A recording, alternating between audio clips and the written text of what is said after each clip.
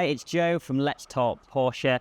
Today we've got a special guest with us in the showroom and an absolute stunning machine, this GT4RS Clubsport, which Tom Bradshaw will be driving.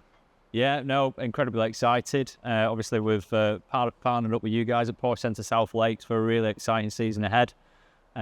So yeah, first race this weekend at Snetterton, which is obviously the first round of a 6-round championship.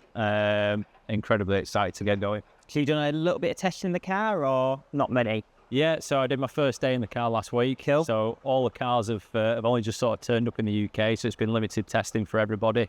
But we had the first official pre-season test last week at Snetterton, which went really well. So yeah, just gagging to get going. Yeah, now. I bet. So as for sort of yourself and previous experience, what have you driven previously or raced in previously? Yeah, so a number of years ago I was the first winner of the Porsche Scholarship in the Carrera Cup. Cool. That was back in 2008, so I did Carrera Cup for a couple of years then, and then since then I've raced various machinery really, between prototypes, historics.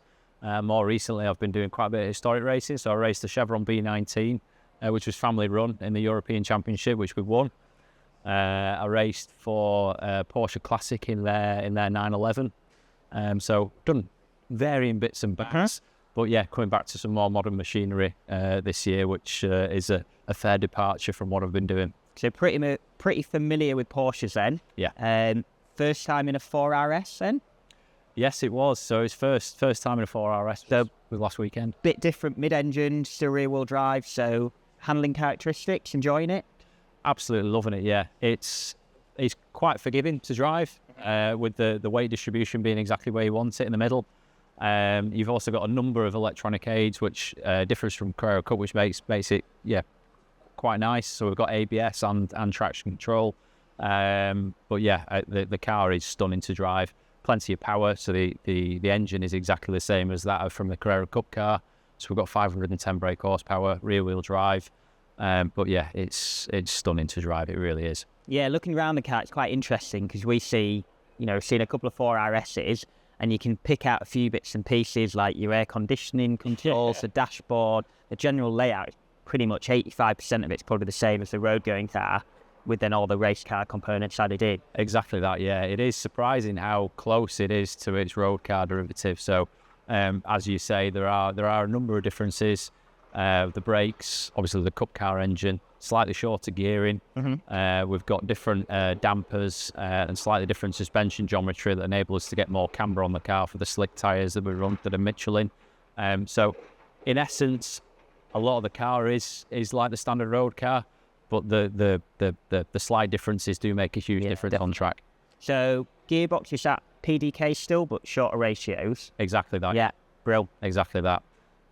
So it's slightly shorter gear ratio. No clutch pedal, which I'm still getting used to. Every time I pull up in the pit lane, I'm going for the clutch, which doesn't exist.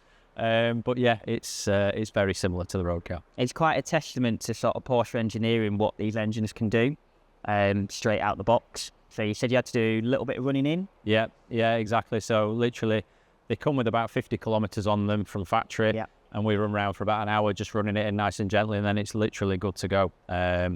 And it's obviously been involved in racing for quite a while. It's incredible to be able to jump in a car, turn the key, and know that everything is going to work as it should. The equipment's really even, which makes for a brilliant level playing field. And yeah, the reliability, which converts from the road to the track perfectly. So yeah, they're a fantastic bit of kit. There's a couple of different categories. So you're saying you're in the Pro RS category? Correct. Yeah. Yeah, so there are two different cars. So there's the RS, and then there's last year's Clubsport, standard Clubsport, which is GT4 drive. Exactly, yeah, exactly. So slightly less power, a little bit less downforce, different dampers. They're about 3 seconds a lap slower than the RS, so not a huge difference, but they obviously run on the same grid, and you've got Pro and Am in that car as well. So there's 4 different classes within the race. I bet that leads to some interesting driving, because at least there's going to be, you'd hope, some overtakes of that category. Yeah, exactly. I mean, the grid is incredibly close, as you'd expect. The cars are relatively forgiving to drive, which leads to obviously some close, exciting racing. And yeah, even on that test day, it was, they're really easy to follow with, and there's going to be some good, close, exciting racing throughout the year, I'm sure. Yeah. So just getting into the technicalities of the car. So ABS and traction control. Yeah. Any variables on those that you can adjust? Yeah. So you can adjust the traction control. So it is a motorsport system, so it's different to that of the road killer. So you can turn that up and down dependent on the conditions. So if it's wet, then obviously you can turn the sensitivity of that system up.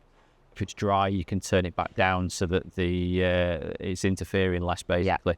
So you get more feel with the brakes. And I've noticed with your ABS, you've got a front to rear bias on that. You do, yeah. So you've got bias control as well. That doesn't make quite as much difference as it would without ABS. But you can adjust that, especially when it's wet. You can move the bias further rearward because you're getting less weight transfer in the wet. But yeah, we have got that adjustability there as well. So geometry, corner weight in the setup of the car itself, is that individual to each driver and team? Yes, it is. So there are a number of settings that are fixed, including the dampers. So we all have to run fixed damper settings. But we still have anti-roll bar adjustment, ride height adjustment, camber, toe tracking, and we can adjust the rear wing as well.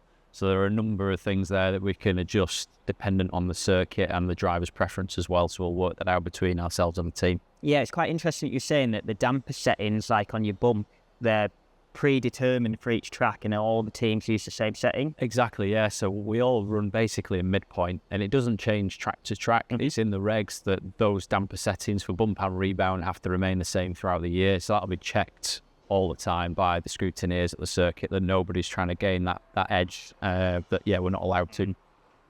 It sounds a really interesting race series because the cars in theory are so similar across the team. Yeah. It's really putting the emphasis on the driver's capabilities and the teamwork that goes into it. Exactly that, yeah, exactly. So it should be good, close, exciting racing for the year. If you want to stay up to date with how Tom is getting on in the Cayman Sprint Championship, please follow us on our social medias. We'll be publishing all the information on the results.